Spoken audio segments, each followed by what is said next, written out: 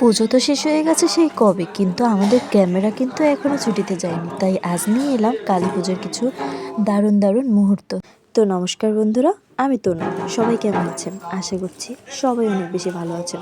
তনুস লাইফস্টাইলে সবাইকে স্বাগতম। আজকে আমি আপনাদের সাথে শেয়ার করতে যাচ্ছি আমাদের এলাকার কালী পুজোর কিছু সুন্দর মুহূর্ত। যদিও পুজোটা কয়েকদিন আগেই শেষ হয়ে গেছে, কয়েকদিন না কয়েক মাস আগেই শেষ হয়ে গেছে, কিন্তু সেই আনন্দ, ভক্তি আর ভালোবাসার স্মৃতিগুলো এখনও মনে গেঁথে আছে। তাই ভাবলাম সেই সুন্দর সময়গুলো আপনাদের সাথে আবার একটু ফিরিয়ে আনি। তো এই যে দেখুন, আমাদের এলাকার কালী পুজোর প্যান্ডেল কত সুন্দরভাবে সাজানো হয়েছিল। চারদিকটা আলো, রঙিন কাগজ, ফুল আর নানা ডিজাইনের ডেকোরেশনে পুরো এলাকাটাই যেন উৎসবের রঙে মেতে উঠেছিল। পুজোর দিনগুলো কত মানুষের যে ভিড় ছিল। আর কালী পুজো কিন্তু বেশি রাতে হয়, আর সে সময়ও কত মানুষ যে ছিল।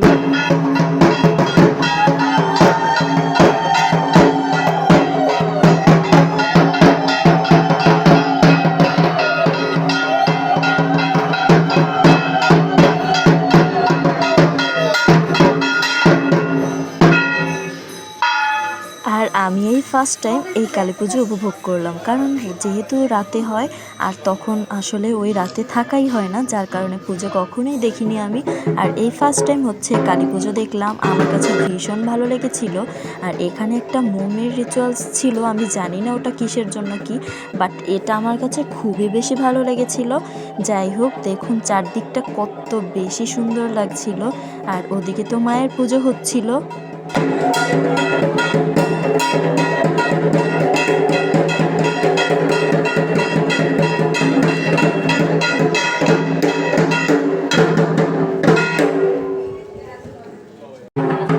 সব থেকে মজার যে জিনিসটা, এই ঢাকের শব্দ সত্যি জাস্ট অসাধারণ।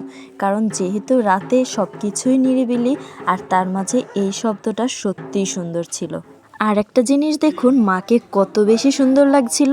চোখে মুখে একদিকে যেমন ভয়ঙ্কর শক্তির ছাপ, তেমনি আবার অন্যদিকে ছিল অসীম মায়া আর আশীর্বাদ। তো যাই হোক, আজকের আমার এই ভিডিওটা তোমাদের কাছে কেমন লাগলো অবশ্যই কমেন্ট করে জানিও। আর জয় মা বলতে একদমই ভুলো না। তো আজকের ভিডিওটা এখানেই শেষ করছি। সবাই ভালো থেকো, সুস্থ থেকো।